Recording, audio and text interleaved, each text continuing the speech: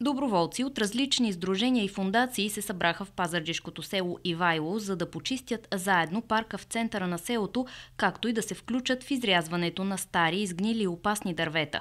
Инициативата идва от кмета Цвятко Луджев. По една моя инициатива поканих клубовете за бъдеще от цяла България да дойдат да си направят една тренировка за рязане с моторни триони.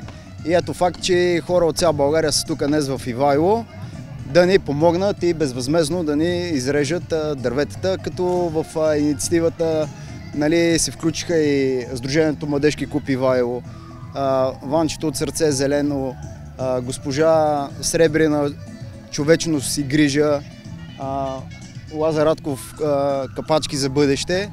Доброволните формирования взеха участие и в учение, което се проведе в центъра на Ивайло. Като учението включва наши формирование от Кюстендил, 3 формирования от София, от Пловдив и от Стара Загора, т.е. общо колко станаха 6 клуба от 4 града.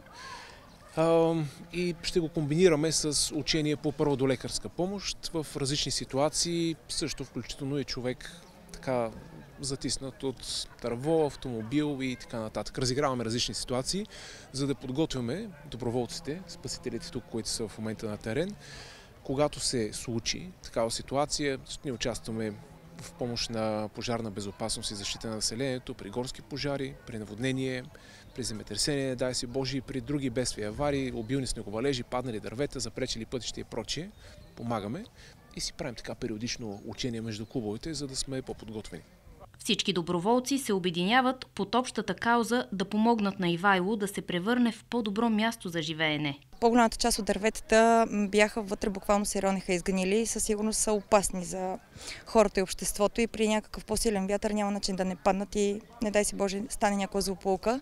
По принцип смятам, че това трябва да се прави навсякъде и да е редовно да се поддържат въобще парковете, градините и всичко останало.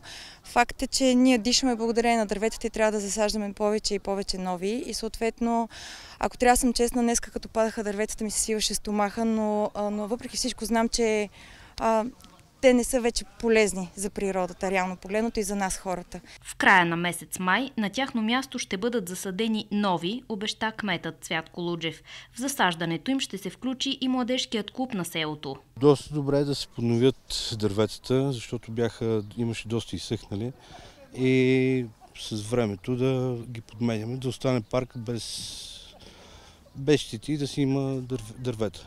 И това се мъчим да го предадем и на по-малките, за да могат да следват нашите